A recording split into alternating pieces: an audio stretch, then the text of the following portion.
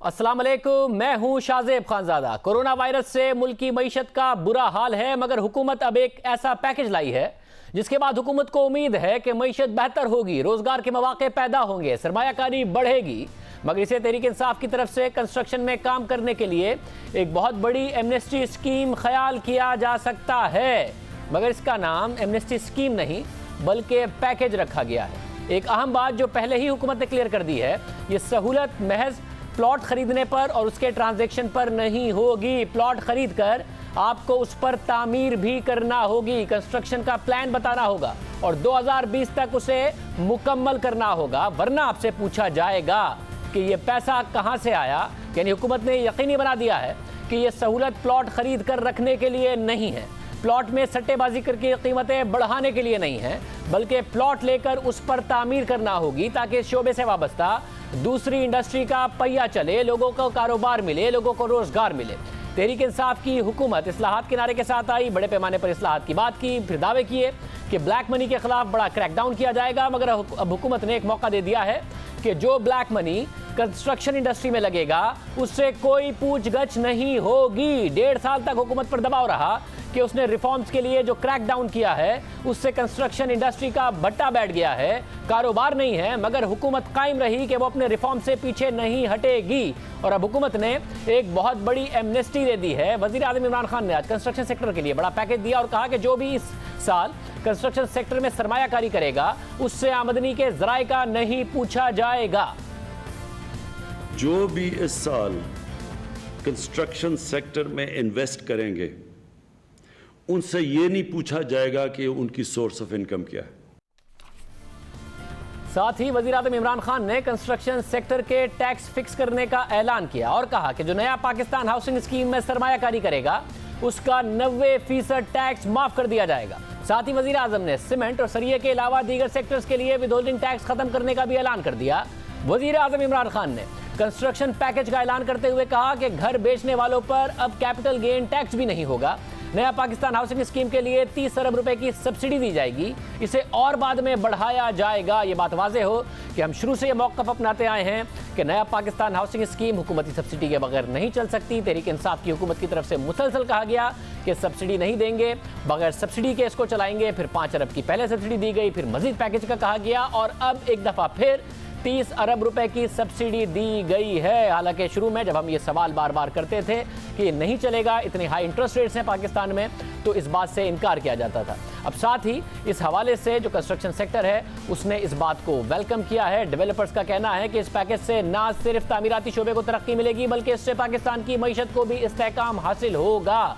Fix tax से ना सिर्फ तामीराती शोबे में शफाफियत आएगी बल्कि हुकूमत के रेवेन्यू में भी इजाफा होगा। बात के मुताबिक टैक्स हुक्काम बिल्डर्स और डेवलपर्स को ब्लैकमेल भी नहीं कर सकेंगे। अब टैक्स हुक्काम आबाद के मुताबिक तामीराती शोबे में सरमायाकारी करने वालों से ज़राए आमदनी नहीं पूछा जाए, जिससे शोबे में सरमायाकारी कई गुना बढ़ जाएगी। नया पाकिस्तान में सरमायाकारी करने वालों के लिए विदहोल्डिंग टैक्स खत्म और 30 अरब रुपए की सरमायाकारी से नया पाकिस्तान हाउसिंग स्कीम को बूस्ट मिलेगा। हुकूमत समझती है कि इस पैकेज से कोरोना वायरस के मुल्की मईशत पर पड़ने वाले असरात कम होंगे, रोजगार के मौके पैदा होंगे, 40 से ज़ायद सनतों का पहिया चलेगा, मईशत में बेहतरी आएगी। क्योंकि अब हुकूमत ने खुद तस्लीम कर लिया है कि बेरोजगारी बढ़ेगी, मुल्क की मईशत को अरबों रुपए का नुकसान होगा। हुकूमत के अपने मुताबिक कोरोना से नुकसान की 3 हदें हैं। 14 लाख से लेकर 1 करोड़ 23 लाख या इससे भी ज़्यादा 1 करोड़ 85 लाख तक अफराद बेरोजगार हो सकते हैं, अपनी मुलाजमतों से महरूम हो सकते हैं। और सिर्फ 3 माह में मुल्क की मईशत को 1200 अरब रुपए से लेकर 2500 अरब रुपए तक का नुकसान पहुंच सकता है। वजारत प्लानिंग के इदाद-ओ-शुमार के मुताबिक महदूद लॉकडाउन की वजह से 1200 अरब रुपए का नुकसान होगा। अगर सूरत हाल दरमियानी रही तो 1960 अरब का नुकसान होगा, जबकि अगर सूरत हाल ज़्यादा ख़राब हुई यानी कर्फ्यू की नौबत आई तो मुल्क की मईशत को 2500 अरब रुपए का नुकसान पहुंच सकता है। ये हुकूमती इदाद-ओ-शुमार डॉक्टर हफीज़ पाशा और साबिक गवर्नर स्टेट बैंक शाहिद कारदार के इदाद-ओ-शुमार से भी ज़्यादा हैं। पिछले दिनों उन दोनों ने आर्टिकल लिखा था जिसमें बताया था कि कितने लोग बेरोजगार हो जाएंगे, मईशत को कितना नुकसान होगा। सवाल उठ रहा था कि ये तो बड़ा संगीन मामला होगा, मगर हुकूमती इदाद-ओ-शुमार जो वर्स्ट केस सिनेरियो है वो उससे भी बदतरीन नजर आ रहा है जो डॉक्टर हफीज पाशा ने बताया था। अब हुकूमत ने कंस्ट्रक्शन सेक्टर को पैकेज दिया है, इससे कितनी मदद मिल सकेगी? डॉक्टर हफीज पाशा ही हमारे साथ मौजूद हैं, अब साबिक वजीर खजाना हैं। उन्होंने इस सारी बात की थी। हुकूमत आपकी बात को बहुत ज़्यादा अहमियत भी देती है। साथ ही मोहसिन शेखानी साहब चेयरमैन आबाद भी हमारे साथ मौजूद हैं। आप दोनों का बहुत शुक्रिया। पाशा साहब, मैं पहले आपसे जानना चाह रहा हूँ, ज़ाहिर आबाद ने तो इस पैकेज को वेलकम किया, मैं उनसे भी बात करूंगा। ज़ाहिर पाकिस्तान में बड़ा रहा है कि जो इस वक्त लोगों की डिस्पोजेबल इनकम बड़ी कम हो गई है, लोगों के पास अफोर्ड नहीं कर सकते, इसलिए डिमांड का मसला है।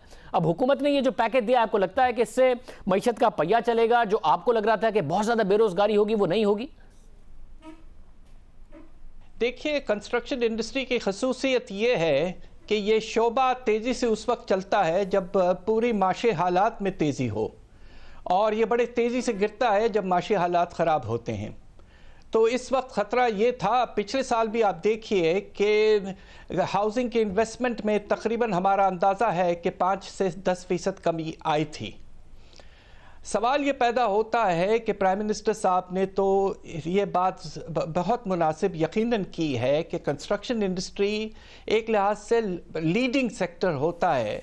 जब उसमें इजाफा होता है तो उसके नतीजे में कोई 20 से 25 मुख्तलिफ इंडस्ट्रीज़ को फ़ायदा होता है, इसलिए कि लिंकेजेस जो हैं वो बड़े स्ट्रॉन्ग हैं कंस्ट्रक्शन के। और साथ साथ तकरीबन 90% जो वर्कर्स हैं या मज़दूर हैं, उनका ताल्लुक़ कंस्ट्रक्शन सेक्टर से इस लिहाज से है कि ये डेली तकरीबन दिहाड़ी पे काम करते हैं। तो इससे दो मकासद पूरे हो सकते हैं। इसलिए मैं समझता हूँ कि प्राइम मिनिस्टर साहब ने एक मुनासिब डिसीजन लिया, मगर स्ट्रैटेजी पे कुछ हमें प्रॉब्लम्स हैं। आपने जो किया है वो ज़्यादातर आपने सप्लाई साइड पे किया। इस वक्त असल मसला जो है हाउसिंग का वो डिमांड साइड पे है। लोगों के आमदनी में इजाफा नहीं हो रहा है, और अगर आपने सूद को वही रखा 14 से 15%, तो आप ये सोचिए कि इस वक्त कौन जाके इस वक्त सोचेगा कि हम एक नए घर की तरफ आगे बढ़ें। प्राइम मिनिस्टर साहब को अगर वो 30 अरब का सब्सिडी दे रहे हैं, तो ये सब्सिडी मुनासिब उस वक्त होगा जब सरे सूद में, हाउसिंग फाइनेंस के सूद में आप वही 7% रखें जो आपने स्टेट बैंक ने कहा था कि वो इन्वेस्टमेंट के लिए रखेंगे, इंडस्ट्री के जो करेगी।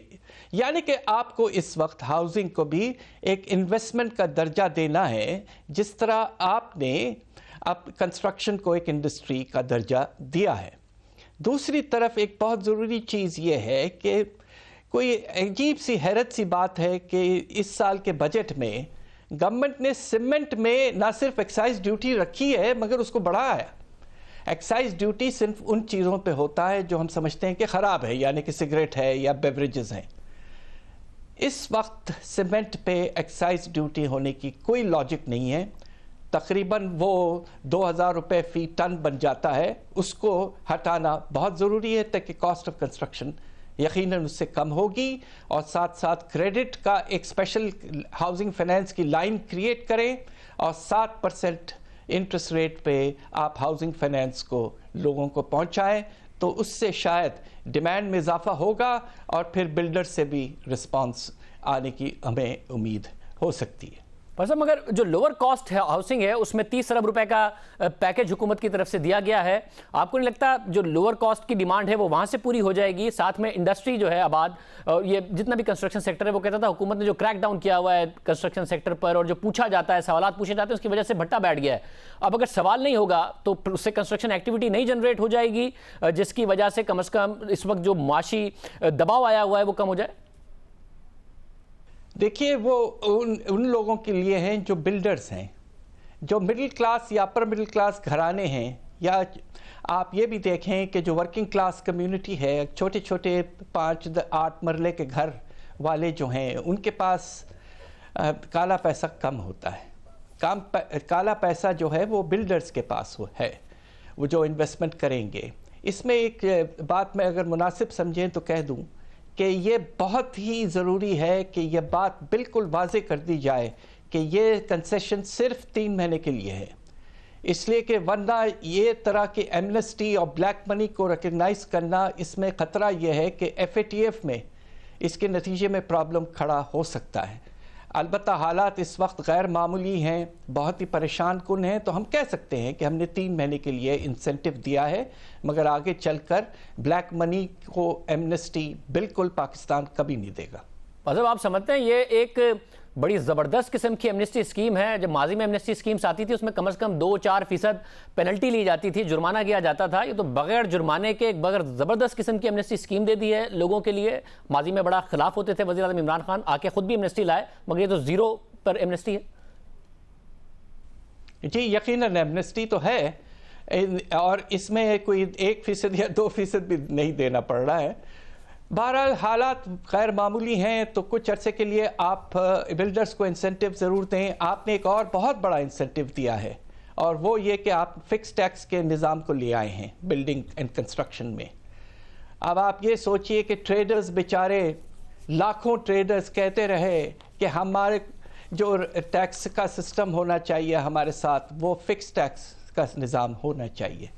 आपने अब बड़े बड़े डेवलपर्स और बिल्डर्स को तो फिक्स टैक्स का निज़ाम दे दिया, छोटे छोटे ताजिर जो बेचारे कहते रहे कि फ़िक्स टैक्स रजीम ले आएँ, उनको तो आपने आज तक मना कर रखा है। तो ये ज़रा इम्बैलेंस्ड डिसीशन है, और इस पर ज़रा गौर फरमाना बाद में 3 महीने के बाद ज़रूरी यकीनन हो जाएगा।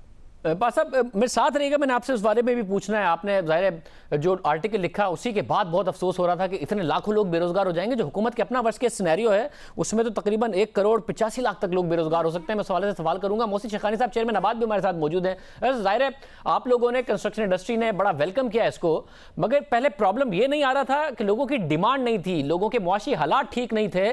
कोरोना से पहले भी आपकी इंडस्ट्री बहुत ज़्यादा मसाइल का शिकार थी। अब आपको लग रहा है कि लोगों का मसला सिर्फ ये था कि उनके पास ब्लैक मनी है, उन्हें सवाल ना पूछा जाए तो जबरदस्त तरीके से वो अब इन्वेस्ट करने के लिए तैयार हो जाएंगे।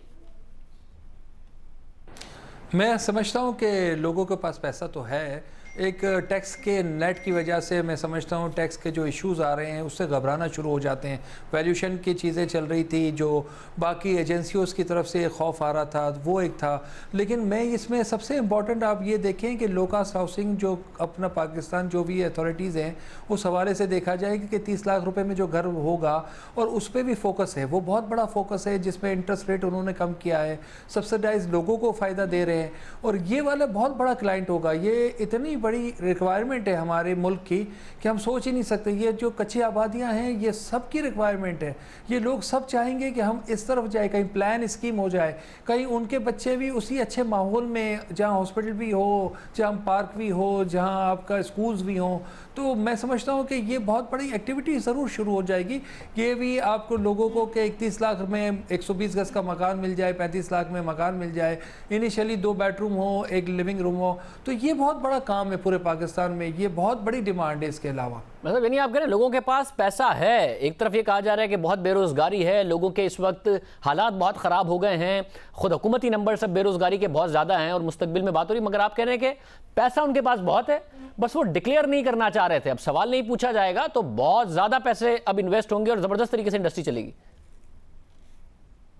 देखें, मेरा कहना यह है कि जब ये तो एक वबा चल रही है, एक कोरोना एक सिस्टम पूरी दुनिया को तबाह किया हुआ है, उसमें लोग अपनी जान बचाएंगे या पैसे पे आएंगे तो एक्टिविटी नहीं है। बेसिकली कंस्ट्रक्शन एक्टिविटी 1.5 साल 2 साल से बिल्कुल स्लो हो गई थी ड्यू टू द पॉलिसीज़ नहीं आ रही थी, और हम समझ रहे हैं कि जब पॉलिसी आएगी तो लोगों को कोई मौका मिलेगा। तो आज उन्होंने कंप्लीट पैकेज दिया है, जो पॉलिसीज़ दी है, तो ये एक्टिविटी शुरू हो जाएगी। ये नहीं है कि अभी कोरोना में सब छोड़ के पैसे लगाना शुरू कर देंगे।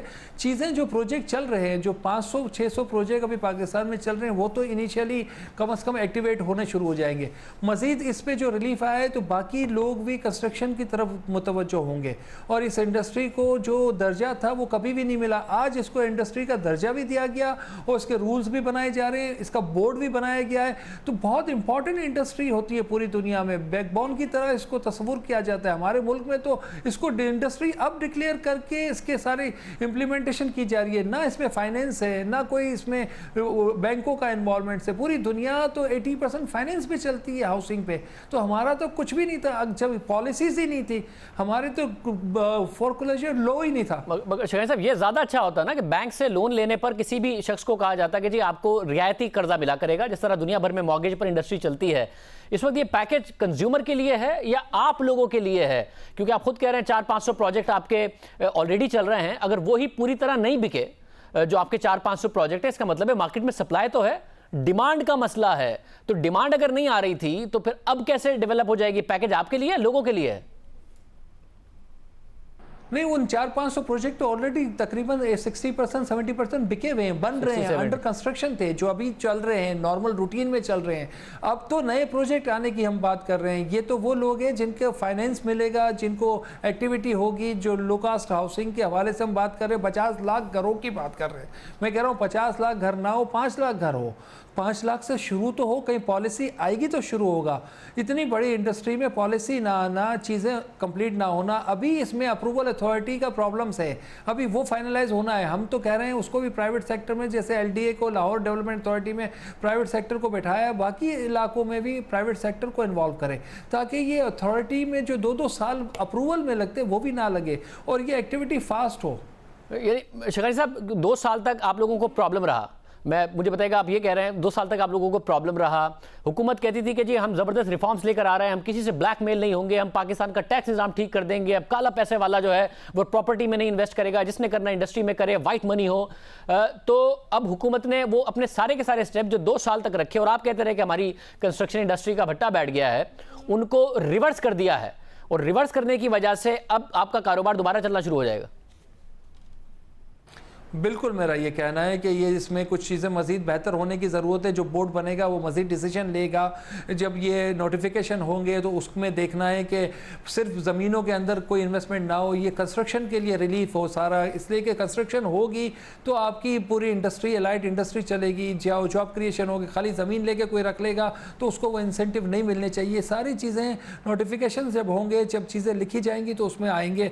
मैं समझता हूँ एक्टिविटी तेज़ होगी इंडस्ट्री में। आने वाले वक्तों में इंडस्ट्री का साइज़ बहुत बड़ा हो जाएगा और as a complete industry declare होना एक कॉरपोरेट सेक्टर की तरफ जाएगा, और लोग फिर बड़े सेक्टर्स की तरफ जाएंगे तो स्टॉक्स में जाएंगे। तो ये सारी चीज़ें अब बड़े विजन के हिसाब से लेके चल रहे हैं। बहुत शुक्रिया चेयरमैन आबाद हमारे साथ मौजूद थे। मैं पाशा साहब आपकी तरफ दोबारा आ रहा हूं, क्योंकि आपने ज़ाहिर इस पैकेज पर तो अपनी राय दे दी। आपने कॉलम लिखा था हफीज़ कारदार साहब के साथ, जिसमें आपने जो सिनेरियो खींचा था उसमें लाखों नौकरियां और बेरोज़गार और गुर्बत से की सिनेरियो था। आपका जो वर्स्ट केस सिनेरियो था, हुकूमत का वर्स्ट केस सिनेरियो कि अगर कंप्लीट शटडाउन रहता है तो वो और ज़्यादा ख़तरनाक है। 1 करोड़ 80 लाख तक के लोगों की बेरोज़गारी, फिर जो हुकूमत को नुकसान होगा। जो अच्छा सिनेरियो है वो भी कोई बहुत ज़्यादा अच्छा नहीं है, 14-15 लाख लोग उसमें भी बेरोज़गार हो जाएंगे। आप क्या देख रहे हैं जो हुकूमत ने अब खुद प्लानिंग कमीशन ने बात की है उसके बाद? देखिए, खुदा न खास्ता जो प्लानिंग कमीशन ने पैकेज अनाउंस किया है, जिसमें जो वर्स्ट केस सिनेरियो है वो इस हद तक ख़राब है कि अगर आपके 1 करोड़ 80 लाख लोग बेरोज़गार हो जाते हैं तो ये तकरीबन 30% है पूरे मुल्क के एम्प्लॉयमेंट का। इस वक्त हमारे मुल्क में 6 करोड़ लोग काम करते हैं, एम्प्लॉयड हैं। 30% अगर कमी आई तो ये 1200 अरब, जो कि वाकई 1200 अरब नहीं है, उससे कुछ कम है, इसलिए कि बजट पर 1200 अरब का बोझ नहीं है, उससे कम है। ये 1200 अरब पूरा भी अगर आप ले लें तो 13% अगर आपके अनएम्प्लॉयमेंट में कमी बढ़ता है, अनएम्प्लॉयमेंट, तो ये बहुत ही कम और नामुनासिब है। आपको रिवाइव करने के लिए उस वर्स्ट के सिनेरियो में तकरीबन 4-4.5 हज़ार अरब का पैकेज लाना पड़ेगा, और उसको आपको फाइनेंसिंग उसकी स्टेट बैंक के डेफिसिट फाइनेंसिंग के थ्रू ही हो सकती है। तो मेरा ख्याल ये है कि प्लानिंग कमीशन को सोच समझ के सिनेरियोस पेश करना चाहिए था। हो सकता वो इसलिए कर रहे हैं कि ये बताएं दुनिया की कम्युनिटी को कि पाकिस्तान का बुरा हाल हो रहा है और बाहर से जो सपोर्ट मिल रही है हमें, उसमें और भी इजाफा हो IMF से, वर्ल्ड बैंक वगैरह से। तो हो सकता है this is a selling strategy, but ये कुछ नामुनासिब है, इसलिए कि इस कदर इम्पैक्ट होना तो आपका जो रिवाइवल पैकेज है और रिलीफ पैकेज जो है वो बिल्कुल ही उसके सामने उसकी हैसियत बहुत कम हो जाती है, वो नाकामयाब हो सकता है। मतलब जब सिनेरियो इतना बुरा है और आप भी ज़ाहिर कह रहे थे कि बेरोजगारी होगी, तो उसमें अगर कंस्ट्रक्शन इंडस्ट्री, क्योंकि एक इमीडिएट रिलीफ चाहिए, वो कंस्ट्रक्शन इंडस्ट्री से मिल सकता है। अब ये एक अलग बात है कि कंस्ट्रक्शन में अचानक डिमांड क्रिएट होगी नहीं होगी सिनेरियो में, तो उसमें अच्छा नहीं है। फिर 30 अरब रुपए उन्होंने लो कॉस्ट हाउसिंग के लिए भी दे दिए, फिर कंस्ट्रक्शन भी अगर शुरू हो जाए, कम से कम पहिया चलना शुरू हो। देखिए सवाल ये पैदा होता है, आप कंस्ट्रक्शन का देख लीजिए कि तकरीबन 60% जो मज़दूर हैं वो शहरों में नहीं हैं, वो गांव में हैं। गांव में जो बेशुमार घर बनते हैं वहाँ वो काम करते हैं। अब आप मुझे ये बताइए कि ये जो 60% हैं छोटे छोटे घर गांव में जो बनते हैं, इस रिवाइवल पैकेज से क्या उनको क्या फ़ायदा पहुंचता है?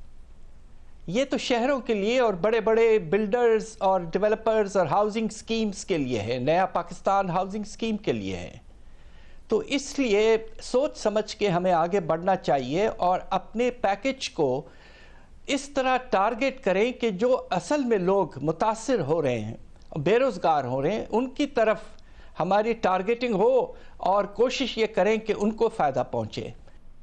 बहुत शुक्रिया। साबिक वज़ीर ख़ज़ाना हफीज़ पाशा साहब हमारे साथ मौजूद थे। प्रोग्राम में एक ब्रेक लेते हैं। अगर पाकिस्तान ने अब आगे चलना है, ज़ाहिर कोरोना का मसला अपनी जगह पर मौजूद है, मगर इंडस्ट्री को खुलना पड़ेगा। इंडस्ट्री कैसे खुल सकती है, क्योंकि पहले से भी कुछ इंडस्ट्रीज़ चल रही हैं जो कि इसेंशियल प्रोडक्ट्स बनाती हैं, वो कैसे चल रही हैं, क्या उनके प्रोटोकॉल्स हैं, क्या पूरी इंडस्ट्री उसको फॉलो करे तो मईशत का पहिया चल सकता है। हम बात करेंगे एक ब्रेक के बाद।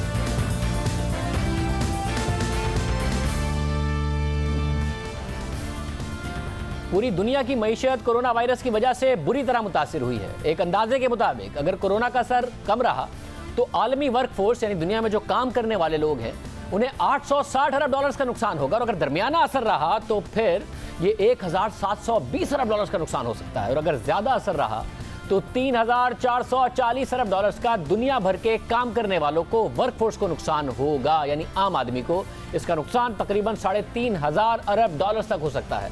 पाकिस्तान में लॉकडाउन है। ब्रेक से पहले हमने आपको बताया कि प्लानिंग कमीशन भी कह रहा है कि बहुत बड़ा नुकसान पाकिस्तान में होगा, लोग बेरोजगार हो जाएंगे, इसलिए ये परमानेंट बुनियादों पर नहीं चल सकता।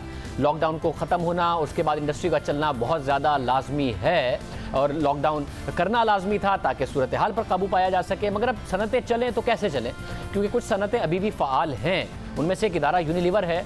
किसी सुपर स्टोर या जनरल स्टोर्स पर आप चाय लेने जाएं, साबुन लेने जाएं, शैम्पू से लेकर कुकिंग ऑयल कुछ भी लें तो आपको इन्हीं की प्रोडक्ट्स मिलती हैं, और ये चल रहे हैं क्योंकि इसेंशियल आइटम्स को अलाउ किया गया है। तो कैसे दूसरी इंडस्ट्री को भी इसी तरह चलाया जा सकता है। साथ ही इस वक्त जो मईशत का असर आ रहा है, ये वो प्रोडक्ट्स हैं जो गांव से लेकर किसी शहर में हर जगह जाती हैं, और इनसे पता चलता है कि लोगों की जो मुआशी ताकत है, ख़रीदने की ताकत है, उस पर कितना बुरा फ़र्क पड़ा है कोरोना वायरस के बाद, चाहे वो गाँव हो या शहर हो।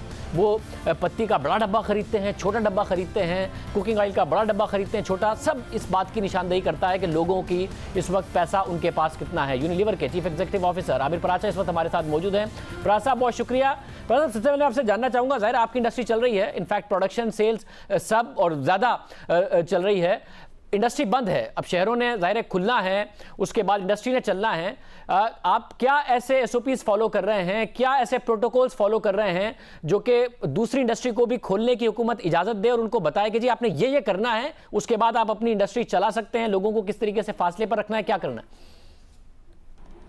देखिए शाहजेब, एक जो अच्छी बात है, बीइंग अ ग्लोबल कंपनी, जो हमें सेफ्टी प्रोटोकॉल्स कैस्केड किए गए हैं वो काफ़ी जो है ना स्ट्रिंजेंट हैं। हमने बेसिकली पूरी जो है ना कंट्री को 4 टियरिंग के अंदर इसको हमने डिस्ट्रीब्यूट किया हुआ है, Tier 1, Tier 2, Tier 3, Tier 4। और वो डिपेंड करता है कि कंट्री के स्टेट के ऊपर है। Tier 1 जब नॉर्मल स्टेटस होता है, Tier 2 होता है जब आपके पास इम्पोर्टेड कोविड केस आ जाए, Tier 3 human to human transmission होती है, और Tier 4 के अंदर जब बेसिकली इस वक्त हम Tier 4 के अंदर हम एंटर हो गए हैं, बिकॉज हमारे पास जो रोज़ाना के लिहाज से केसेस कोई 200-300 ऐड हो रहे हैं। तो हम लोगों ने पूरी कंट्री को जो है वो टियरिंग के अंदर हमने डिवाइड किया हुआ है। इसी तरह हमने फैक्ट्रीज़ को टियरिंग के अंदर डिवाइड किया हुआ है। सो हमारी बेसिकली तकरीबन कोई 6 फैक्ट्रीज़ हैं, उसमें से 5 फैक्ट्रीज़ Tier 3 के ऊपर ऑपरेट कर रही हैं, और हमारी जो रहीम यार खान की फैक्ट्री है वो Tier 4 के ऊपर ऑपरेट कर रही होती है। जब ये इसका मतलब ये होता है कि आपने जो सैनिटाइजेशन करनी होती है वो रोज़ाना की सैनिटाइजेशन होती है, पूरी फैक्ट्री को डिसइंफेक्ट करना होता है अपने डेली बेसिस के ऊपर। आपने बेसिकली सबको जो है ना फेस मास्क देने होते हैं। उसके बाद आपने डिस्टेंसिंग जो है ना वो तकरीबन कोई 6 फीट की मेंटेन करनी है विद इन द फैक्ट्री।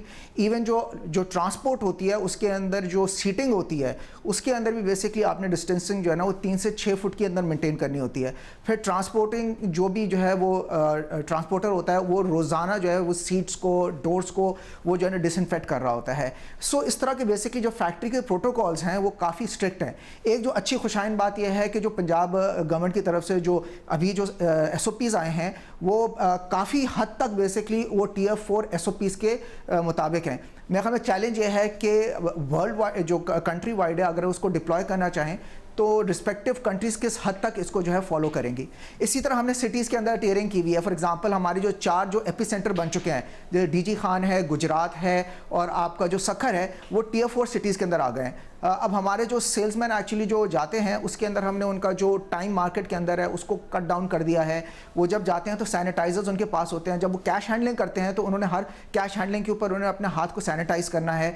हमने सबको फेस वाइजर्स दिए हुए हैं और हमने हर सबको जो है एवरी डे उनको अपना जो है ना फेस मास्क चेंज करना है। सो हमने thousands and thousands of face mask जो है वो डिस्ट्रीब्यूट किए हैं बिकॉज एवरी डे उन्होंने फेस मास्क करना है। तो इस किस्म के स्ट्रिक्ट प्रोटोकॉल्स हम लोगों ने मेंटेन किए हुए हैं। तो अगर गवर्नमेंट जब भी इसको जो है पूरा जो है ये लॉकडाउन लिफ्ट करेगी तो तमाम कंट्री के अंदर तमाम कंपनीज ने अगर इसको बेसिकली जो है ना इस सेफ्टी प्रोटोकॉल को स्ट्रिंजेंटली फॉलो कर सकते हैं तो मेरे ख्याल में कोई मसला नहीं होना चाहिए इंशाल्लाह। सर मुझे एक और बात ये बताइएगा कि जो आपकी प्रोडक्ट्स हैं ज़ाहिर है उससे पता चलता है कि इस वक्त इकोनॉमी कैसी जा रही है। अगर देहात हैं, एग्रीकल्चर अच्छी हो तो देहात में अगर लोगों की आमदनी बढ़ती है तो आपकी प्रोडक्ट्स का एक अलग परचेजिंग पैटर्न होता है, लोगों का शहरों का एक अलग पैटर्न नज़र आता है। पता चलता है कि कौन सी मईशत किस तरीके से बेहतर अंदाज में परफॉर्म कर रही है। लोग शैम्पू का बड़ा डब्बा खरीद रहे हैं या छोटा, चाय का बड़ा डब्बा खरीद रहे हैं या छोटा, ये तमाम चीज़ें बताती हैं। इस वक्त जब से ये कोरोना के प्रॉब्लम्स आए उससे पहले भी एक इकोनॉमिक एक्टिविटी पाकिस्तान में कोई बहुत ज़्यादा अच्छी नहीं थी। कितना फ़र्क आपको नज़र आ रहा है लोगों के परचेजिंग पैटर्न में, लोगों की डिस्पोजेबल इनकम किस हद तक हर्ट हुई है? बिल्कुल जी, पोस्ट कोरोना जो है एक जो सबसे बड़ा जो प्रॉब्लम आ रहा है वो बेरोज़गारी है। और बेरोज़गारी जो आपका रोज़ाना की जो उजरत वाले कमाने वाले लोग हैं उनकी जो है बेरोज़गारी जो है उनकी बहुत बढ़ गई है। सो मेन जो चैलेंज आ रहा है उस वक्त लाइवलीहुड का बहुत बड़ा चैलेंज स्टार्ट हो रहा है। और ये जो है पिछले साल से स्टार्ट हो चुका था बिकॉज इकोनॉमिक जो है ना रिसेशन स्टार्ट हो गया था। हमने कुछ एक्शंस लिए थे, उसकी वजह से इकोनॉमिक एक्टिविटी ऑलरेडी बेसिकली जो है ना वो नीचे आ रही थी। हमारे पॉलिसी रेट बढ़ गए थे, कोई 13% के ऊपर हम ऑपरेट कर रहे थे, तो अनएम्प्लॉयमेंट ऑलरेडी बढ़ गई थी। पोस्ट कोविड जो लॉकडाउन हुआ है उसकी वजह से अनएम्प्लॉयमेंट जो है, बेरोज़गारी बहुत ज़्यादा बढ़ गई है। और मेरे ख्याल में पाकिस्तान का सबसे बड़ा जो प्रॉब्लम आने वाले दिनों में रहेगा वो बेरोज़गारी रहेगी।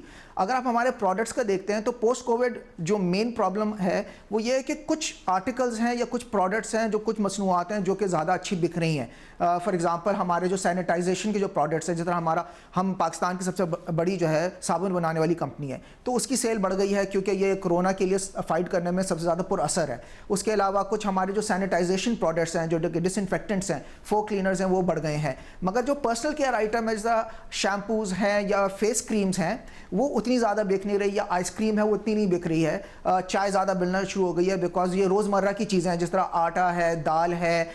तो जाहिरी बात है कि एक बाइंग पैटर्न के अंदर और कंजम्पशन पैटर्न के अंदर एक बहुत ज़्यादा फ़र्क नज़र आ रहा है। ज़्यादातर इस वक्त जो कंज्यूमर है वो जा रहा है, वो कह रहा है जी कि रोज़ाना की जो अशिया हैं वो ख़रीदनी है और मैंने वो अशिया के अंदर नहीं ख़रीदनी जो कि मुझे ज़रूरत नहीं है क्योंकि घर से वैसे भी निकला नहीं जा रहा है। तो वो पर्सनल केयर के आइटम्स हैं या जो इंडल्जेंस के आइटम्स हैं उसके अंदर बेसिकली लोग अब ख़रीदने में इंटरेस्टेड नहीं है। और पोस्ट कोविड क्योंकि जो है काफ़ी बेरोज़गारी बढ़ी है तो चैरिटी जो आपके फ़लाही इदारे हैं वो काफ़ी जो है वो एक्टिव हो गए हैं। और फ़लाही इदारे ज़्यादातर आइटम ले रहे हैं जो कि रोज़मर्रा की अशिया हैं, वो मुख्तलिफ़ किस्म के जो हर आइटम नहीं ले रहे। तो एक बहुत फ़र्क आ रहा है और आगे आने वाले दिनों में आएगा भी। मेरे ख्याल में जो सबसे बड़ा चैलेंज रहेगा कि किस तरह जो बेरोज़गारी को ख़त्म किया जाए और किस तरह दोबारा से एम्प्लॉयमेंट को जनरेट किया जाए क्योंकि हमारी पॉवर्टी लाइन बहुत बड़ी है। मुझे इस पैटर्न में बताएगा ये पोस्ट कोरोना या प्री कोरोना, ये अर्बन एरियाज, रूरल एरियाज, देहातों में भी वही है पैटर्न जो शहरी इलाकों में है या दोनों में फ़र्क है इसके बाद जो इस वक्त लोगों का रिस्पॉन्स है?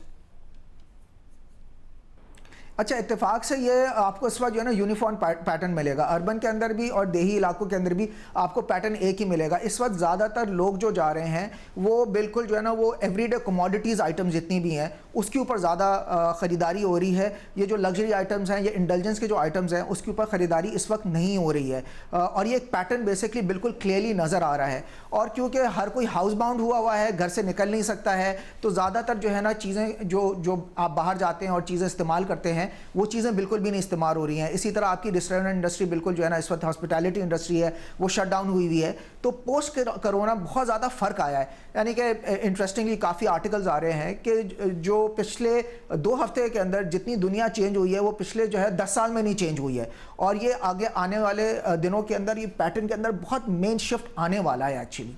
मतलब अब हुकूमत ज़ाहिर है एक रिलीफ भी देना चाहती है, सूबाई हुकूमतें वफाकी हुकूमत के अवाम तक रिलीफ पहुँचे। आपका एक बहुत बड़ा जो नेटवर्क होता है रिटेल का, वो हर देहात तक, शहरों में गली गली मोहल्ले तक आपका एक पूरा नेटवर्क होता है। मुझे ये बताइएगा, क्योंकि रिलीफ वर्क के हवाले से बहुत ज़्यादा शिकायतें लोगों की आ रही है कि जी हम तक बात नहीं पहुँच रही, हुकूमत के लिए हम असेस कर रहे हैं। ये जो आपका पूरा नेटवर्क है उसकी बुनियाद पर ये बताइएगा, ये आसान है या मुश्किल है पाकिस्तान में रिलीफ वर्क करना, कैसे किया जा सकता है? मेरे ख्याल में जो इस वक्त सबसे ज़्यादा ज़रूरत है वो गवर्नमेंट को एक सेंट्रल पोर्टल की ज़रूरत है। इस वक्त अगर आप देखें मुख्तलिफ फलाई इदारे हैं, जैसा सैलानी है, आलमगीर है, अखुवत है, अलखिदमत है, JDC है, हर कोई बेसिकली अपने एतबार से काम कर रहा है। हुकूमत पाकिस्तान भी काफ़ी एक्टिवली जो है ना रिलीफ पैकेज के ऊपर काम कर रही है, मगर जो प्रॉब्लम है कि ये सारे इंटरकनेक्टेड नहीं है, ये कोई सेंट्रल पोर्टल नहीं है। इस वक्त बेसिकली अगर आप किसी भी फलाई अदारे के पास जाएं तो कहते हैं कि जी आप अपने घर को जो है ना हमारे पास रजिस्टर करा लें। तो काफ़ी जो है आपको पता है कि पाकिस्तान के अंदर जो है ना पिछले कुछ जब क्राइसिस आया था उस वक्त भी बदनज़मी हुई है, तो मुमकिन है कि एक ही घर 4-5 मुख्तलिफ फलाही अदारों के साथ या गवर्नमेंट ऑर्गेनाइजेशन के साथ अपने आप को जाके रजिस्टर करा ले और उनसे राशन भी ले ले, और काफ़ी लोगों को राशन इस चक्कर में मिले भी नहीं।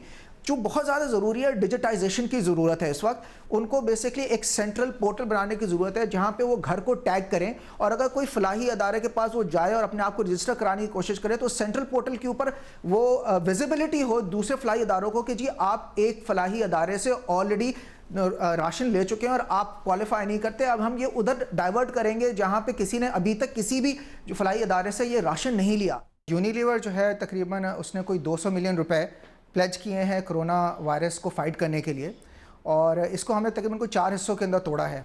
पहला हिस्सा है तकरीबन कोई हम 10 करोड़ रुपए मालियत के हम प्रोडक्ट्स जो है वो मार्केट में देंगे। हमारी जो मसनूआत हैं, ख़ास तौर पे जो हमारा लाइफबॉय साबुन है और हमारा डोमेक्स है, दोनों बेसिकली जो है का मकसद है कि जितने भी जरासीम हैं उनको उसके थ्रू ख़त्म किया जाए। दूसरा जो हम लोग तकरीबन कोई 4 करोड़ रुपए हम लोग देना चाह रहे हैं हस्पताल को, इंडस हैं जिसके अंदर AQU है, उसके अंदर SIUT है, और इन अस्पतालों को दे रहे हैं ताकि जितनी भी हमारे जो कि फ्रंट लाइन डॉक्टर्स हैं, पैरामेडिक स्टाफ है, नर्सेज हैं, उनको प्रोटेक्टिव गेयर्स नहीं है इस वक्त पाकिस्तान में, उनसे वो प्रोटेक्टिव गेयर्स हम उनको दिला के देंगे। इसके अलावा जो है टेस्टिंग किट्स की बहुत कमी है पाकिस्तान के अंदर, तो हम चाह रहे हैं कि हम इसके थ्रू टेस्टिंग किट्स भी ख़रीदें। तीसरा जो हमारा हिस्सा है जो कि हम लोग इसको हम लोग लेकर जा रहे हैं वो तकरीबन 4 से 5 करोड़ रुपए का, हम लोग कुछ फलाही अदारों के साथ काम कर रहे हैं जिसके अंदर अलखिदमत है, अखुवत है, JDC वाले हैं, सैलानी वाले हैं। इनके साथ हम चाह रहे हैं कि जितने भी जो रोज़ाना उजरत कमाने वाले लोग जो बेरोज़गार हो गए हैं उनको राशन दिया जाए, उनको खुराक दी जाए। तो ये तकरीबन इतना अमाउंट हम उस तरफ डाइवर्ट कर रहे हैं। और आखिर के अंदर हम लोगों ने एक इश्तिहारी मुहिम चलाई हुई है कि कोरोना से अपना बचाव किस तरह किया जा सके। हम लोग कुछ वॉशिंग स्टेशंस लगाए हैं, हम लोग कुछ डिसइंफेक्शन डोमेक्स के साथ ड्राइव चल रहे हैं। फॉर एग्जांपल पिछले 2 दिन हम लोगों ने जेल के अंदर ये एक पूरी जो है डिसइंफेक्शन के स्प्रेस किए हैं, हमने थानों के अंदर जाके डिसइंफेक्शन के स्प्रेस किए हैं, हम लोग रेलवे स्टेशन के ऊपर जाके डिसइंफेक्शन के स्प्रेस कर रहे हैं। तो यूनिलीवर की ये एक बहुत ही एक हकीर सी एक अटैम्प्ट है, एक छोटी सी एक हम्बल अटैम्प्ट है कि हम भी अपना हिस्सा डालें कोरोना वायरस को फाइट करने के लिए, क्योंकि यूनिलीवर एक ज़िम्मेदार कंपनी है। पाकिस्तान के साथ हम तब से हैं जब से पाकिस्तान है 1948 से, और ये वो वक्त है कि यूनिलीवर जो है वो पाकिस्तान को, पाकिस्तान की आवाम को वापस दे इस तरह कंट्रीब्यूट करके। बहुत शुक्रिया। आमिर पराचा साहब हमारे साथ मौजूद थे। प्रोग्राम में एक ब्रेक, उसके बाद आप सबके जहन में बहुत सारे सवालात हैं, हमें भी मौसूल हो रहे हैं, सारी दुनिया के आवाम के जहन में सवालात हैं कि हम हाथ तो धो लेते हैं मगर अपना मोबाइल फ़ोन तो नहीं धोते। अगर उस पर कोरोना वायरस हो तो हम सामान बाहर से लेने जाते हैं, उसके डब्बों पर कोरोना वायरस हो तो वो हमें लगेगा नहीं लगेगा। इन तमाम सवालों के जवाब एक ब्रेक के बाद।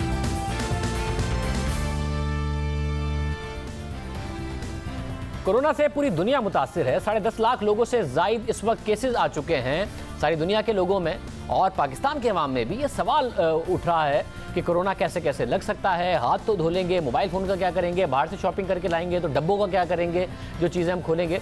CNN ने इसलिए माहिरीन से पूछा, जो अवाम के सवालात थे वो सवालात माहिरीन के सामने रखे। पहला सवाल ये था कि जब हम शॉपिंग करके आएंगे तो क्या होगा। हम बताते चलें कि माहिरीन का यही ख्याल है कि इसके बहुत कम इम्कान हैं कि आपको इस तरीके से वायरस लगे, मगर उसके बावजूद क्या आपको करना चाहिए, इधर देखिए। Okay, people do need to grocery shop, obviously. बहुत से लोग जो ग्रोसरी शॉपिंग करते हैं उन्हें पता होना चाहिए कि ये खाने पीने की चीज़ों से फैले इसके इम्कानात बहुत कम हैं। आप फिर भी जब शॉपिंग पर जाएं तो हाथ में दस्ताने पहनें, अपने मुंह पर मास्क पहनें, और फिर जब चीज़ें आप घर पर निकालें तो इनके डब्बों को इस तरह साफ़ करें। इसके लिए लाजमी नहीं कि आप कोई बहुत ख़ास साफ़ करने वाली चीज़ें इस्तेमाल करें और फिर इस तरह अपने हाथ से दस्तानों को उतार दें। दूसरा सवाल यह है कि कोरोना किसी के साथ बैठने से ही लगता है, या फिर आप अगर चलते हुए किसी के बराबर से गुजरें, भागते हुए किसी के बराबर से गुजरें तो भी लग सकता है। डॉक्टर्स को इतना ज़्यादा क्यों लगता है और इतना इंटेंस क्यों होता है, इसका भी जवाब। ये बात जहन में रखनी चाहिए कि कोरोना वायरस आपको कितना मुतासिर करेगा। इसका दारोमदार इस बात पर है कि आप किसी वायरस से मुतासरा शख्स के साथ कितना वक्त गुजारते हैं या उसके साथ रहते हैं। इसके इम्कानात कम हैं कि कोई वायरस से मुतासरा शख्स चंद लम्हात के लिए आपके पास से गुजरे और आपको वायरस हो जाए। यही वजह है कि दुनिया भर में डॉक्टर्स के लिए इस बात का मुतालबा किया जा रहा है कि वो मुकम्मल तौर पर अपने मेडिकल आलात और सूट पहनकर रखें, क्योंकि उनका वायरस के मरीजों से सामना ज्यादा वक्त के लिए होता है। मोबाइल फ़ोन, हाथ तो धो लेंगे, मोबाइल फ़ोन का क्या करेंगे, उसमें वायरस हो तो फिर उसका क्या किया जाए, इसका भी जवाब दिया गया। ये बहुत अहम सवाल है जी। बिल्कुल, फ़ोन को भी साफ़ करते रहना बहुत अहम है, और जो मैं बतौर डॉक्टर बाकायदा करता रहता हूँ। और बहुत से डॉक्टर्स फ़ोन को इस तरह कवर कर देते हैं और अस्पतालों में इस तरह इस्तेमाल करते हैं कि जब आप निकालें और घर जाएं तो वायरस से लगने के इम्कानात कम हैं। फ़ोन में भी एहतियात करनी चाहिए। जिस तरह आप हाथ धोते हैं आपको अपना फ़ोन भी डिसइंफेक्ट करना चाहिए। साथ ही सबसे अहम सवाल यह है कि कोरोना पर जब एक दफ़ा काबू पा लिया गया तो क्या सारी ज़िंदगी खौफ में रहेंगे, या फिर एक दफ़ा काबू पा लिया तो जान छूट जाएगी। जो इन्फेक्शन डिजीज़ के माहिर हैं डॉक्टर फाउची, जो कि डोनाल्ड ट्रंप के साथ, सदर ट्रंप के साथ भी उनकी प्रेस कॉन्फ्रेंस में होते हैं, उन्होंने इसका जवाब दिया। और क्या दिया, ज़रा देखिए। No. सब एकदम ठीक नहीं होगा। हमें खुद को वायरस पर फातेह करार देने में बहुत एहतियात करना होगी। जब हमें एक दफ़ा इस वायरस पर काबू पा लें तो फिर हमें ख़ुद में ये सलाहियत पैदा करनी होगी कि हम इसे दोबारा ना फैलने दें। ज़्यादा से ज़्यादा टेस्ट की सहूलियात पैदा करना होगी। जब एक दफ़ा ये वायरस काबू में आ जाए तो हमें मुस्तकिल बुनियादों पर ये यकीनी बनाना होगा कि ये दोबारा काबू से बाहर ना हो जाए। सारी सूरत हाल है इस वक्त दुनिया में। हम फिर बताते चलें, 10.5 लाख लोग अभी तक मुतासिर हुए हैं, और सिर्फ अमेरिका में कहा जा रहा है कि 1 से 2,40,000 तक लोग इससे मर सकते हैं। प्रोग्राम में आगे बढ़ते हैं। भारत में मोदी हुकूमत जब से आई है तेजी से इंतहा पसंदी में इजाफा हो रहा है। अक़लियतों, ख़ास तौर पर मुसलमानों के खिलाफ एक के बाद एक मुतनाज़ फैसला सामने आ रहा है। साथ ही अब मुसलमानों की मुस्लिम दुश्मन बयानात खुलकर दिए जा रहे हैं मुसलमानों के खिलाफ। पहले अवामी इज्तिमात में मुस्लिम दुश्मन सोच का इजहार किया जाता था, फिर भारतीय मीडिया पर मुस्लिम दुश्मन सोच का इजहार किया जाने लगा, और अब इंटरनेशनल मीडिया पर भी मुस्लिम दुश्मन सोच का इजहार किया जा रहा है, और कोई आम आदमी नहीं। सूरत हाल यहाँ तक पहुँच गई है कि हुक्मरां जमात के लीडर, जो कि बाकायदा तौर पर बीजेपी का और बीजेपी की जो नज़रियात हैं उसका एक अहम हिस्सा ख्याल किए जाते हैं, सीनियर रहनुमा हैं, 80 बरस उनकी उम्र है, और वो खुलेआम बैनुल-अक़वामी मीडिया को इंटरव्यूज़ में मुसलमानों के खिलाफ बात कर रहे हैं। अमरीकी नशरियाती इदारे वॉइस न्यूज़ को बीजेपी के रुकन पार्लियामेंट सुब्रमण्यम स्वामी ने इंटरव्यू दिया, और इंटरव्यू के दौरान उन्होंने कहा कि अगर किसी मुल्क में मुसलमानों की आबादी 30% से ज़्यादा हो जाए तो वो मुल्क ख़तरे में है। जब उन्हें कहा गया कि भारत का आइन तमाम शहरियों के लिए बराबरी के हुकूक यकीनी बनाता है, तो बीजेपी के रुकन ने कहा कि यह आइन की गलत तशरीह है। इस मामले पर मुल्क हमारे साथ है। ज्यादातर लोगों को हमारे मसाइल को हल करने का सख्त तरीक़ेकार पसंद है। अक़वाम मुत्तहिदा इस बिल को बुनियादी तौर पर इम्तियाजी समझता है। मुसलमानों को इस बिल से बाहर निकाल दिया और बाकी तमाम मज़ाहिब के लोगों को शामिल कर लिया। ये भारत के जमहूरी सेक्युलर होने के दावे के बरक्स है। इस एक्ट को जिम्मेदार नहीं ठहराया जा सकता। ये अज़म था जो हमने पूरा किया। बहुत सालों बाद, बहुत हुकूमतों के बाद हमने ये काम मुकम्मल कर लिया है। हमें पता है मुसलमान आबादी ज़्यादा कहाँ है। हमेशा मसला होता है क्योंकि इस्लामी नज़रिया ऐसा कहता है। यहाँ 200 मिलियन मुसलमान रहते हैं, दुनिया की दूसरी सबसे बड़ी मुसलमान आबादी। आप कह रहे हैं जहाँ जहाँ मुसलमान रहते हैं वहाँ मसले होते हैं? किसी भी मुल्क में मुसलमान 30% से ज़्यादा हो जाए तो वो मुल्क खतरे में है। आपकी बातों से नफरत की बू आ रही है। नफरत कहना आसान है, मैंने तो नरम रवैया रखा हुआ है कि उनको भारत आने ही नहीं दे रहा। जैसा कि आप जानते हैं, भारतीय आईन का आर्टिकल 14 भारत में रहने वाले तमाम लोगों के लिए बराबरी की बात करता है। मैं आपको बता सकता हूँ ये गलत तशरीह है। आर्टिकल 14 गारंटी करता है बराबर वालों की बराबरी। क्या तमाम लोग बराबर नहीं होते? तमाम लोग बराबर नहीं होते। मुसलमान बराबरी का हक नहीं रखते कि शहरियत के लिए दरखास्त करें? बराबर हुकूक जैसी कोई चीज़ नहीं होती। मुसलमान बराबरी वाली किस्म में ही नहीं आते। सुब्रमण्यम स्वामी भारतीय जनता पार्टी के अहम रहनुमा समझे जाते हैं, इसलिए उनके मुसलमानों से मुतालिक ख्यालात अहम हैं, अफसोसनाक हैं और किसी लोकल मीडिया को नहीं, किसी तकरीर में नहीं, किसी इलेक्शन रैली में नहीं, उन्होंने बाकायदा तौर पर इंटरनेशनल मीडिया को यह बात की है। यह है वो सोच जिसका इजहार अब खुलकर इंटरनेशनल मीडिया पर भी किया जा रहा है। वज़ीर-ए-आज़म इमरान खान ने ट्विटर पर इस इंटरव्यू का क्लिप शेयर किया और लिखा कि आरएसएस से मुतासरा बीजेपी क़यादत 21वीं सदी में 20 करोड़ मुसलमानों के खिलाफ खुलेआम वही लबो लहजा इख्तियार किए हुए है जो नाजियों ने यहूदियों के खिलाफ अपनाया था। भारत में इंतहा पसंदाना सोच का इजहार खुलेआम किया जा रहा है और जो सच बोल रहा है उसे खामोश कराया जा रहा है। भारत में इंतहा पसंदाना सोच का इजहार इस हद तक हो रहा है कि जो बोले उसको इजाज़त है और जो मुखालिफ आवाज़ है, जो हुकूमत पर तनकीद करे, उसे कंट्रोल किया जा रहा है। जो मीडिया उनकी बात नहीं मानता उसके खिलाफ कार्रवाइयाँ की जा रही हैं। भारत में वज़ीर-ए-आज़म नरेंद्र मोदी की हुकूमत में मीडिया की आज़ादी पर अमरीकी अखबार न्यूयॉर्क टाइम्स ने तफसीली रिपोर्ट शाया की है। न्यूयॉर्क टाइम्स ने अपनी रिपोर्ट के आगाज़ में भारत के एक न्यूज़ चैनल मीडिया वन के स्टूडियो का अहवाल बताया है, जहां मीडिया वन के न्यूज़ एंकर हस्बे मामूल 6 मार्च को ऑन एयर गए ताकि भारतीय रियासत केरला में अपने 50 लाख नाजरीन को उनके पसंदीदा कॉमेडियन की बरसी और कोरोना के फैलाव से मुतालिक ताज़ा खबरें दे सकें। मगर उन न्यूज़ कास्टर के मुताबिक ब्रॉडकास्ट के कुछ ही मिनटों में उन्होंने मैनेजिंग डायरेक्टर को जल्दी में स्टूडियो में आते देखा, जिससे वो कहते हैं कि उन्हें अंदाज़ा हुआ कि कुछ अच्छा नहीं हुआ है और फिर चैनल का अपलिंक अचानक ख़त्म हो गया। चैनल ऑफ एयर हो गया केबल से और एंकर की जगह नीली स्क्रीन आ गई। साथ ही सिग्नल ना होने और जहमत के लिए मुआवजत का पैगाम आने लगा। मगर ये कोई टेक्निकी ख़राबी नहीं थी। टीवी चैनल को भारतीय वजारत इत्तलात के हुक्म पर 48 घंटे के लिए ऑफ एयर कर दिया गया था, क्योंकि इस टीवी चैनल ने फरवरी की सबसे बड़ी खबर को कवर किया था, जो कि नई दिल्ली में एक मजमे की जानिब से मुसलमानों पर हमले से मुताल्लिक थी, जिसने बदअमनी को भड़काया था। इस पाबंदी से मुताल्लिक भारतीय वजारत इत्तलात के हुक्म में कहा गया कि टीवी चैनल ने दिल्ली पुलिस और आरएसएस पर तनकीद की थी। आरएसएस हिंदू कौम परस्त तहरीक है, जिसके वज़ीर-ए-आज़म मोदी और भारतीय जनता पार्टी से करीबी ताल्लुकात हैं। इस पाबंदी से मुतालिक मीडिया वन के एडिटर सुभाष का कहना था कि मरकजी हुकूमत के इस फैसले से उन्हें शदीद धचका पहुंचा था, ये आज़ादी सहाफ़त पर हमला था। मगर ये एक चैनल की कहानी नहीं है। जो चैनल बात ना माने उसके साथ यही किया जाता है, पहले हुकूमती इश्तिहार बंद कर दिए जाते हैं, फिर भी बात ना माने तो प्राइवेट सेक्टर से कहा जाता है कि इस चैनल को इश्तिहारात मत दो। प्राइवेट सेक्टर ना माने तो प्राइवेट सेक्टर के खिलाफ कार्रवाइयाँ होती हैं और आमतौर पर प्राइवेट सेक्टर मान जाता है और फिर चैनल्स को मजबूर किया जाता है कि वो अपने सहाफ़ियों को ओहदे से फारिग करें। मुतादिद चैनल्स हैं और मुतादिद अखबारात हैं जिनके साथ भारत में ये हो रहा है। इजाज़त दीजिए, अल्लाह हाफ़िज़।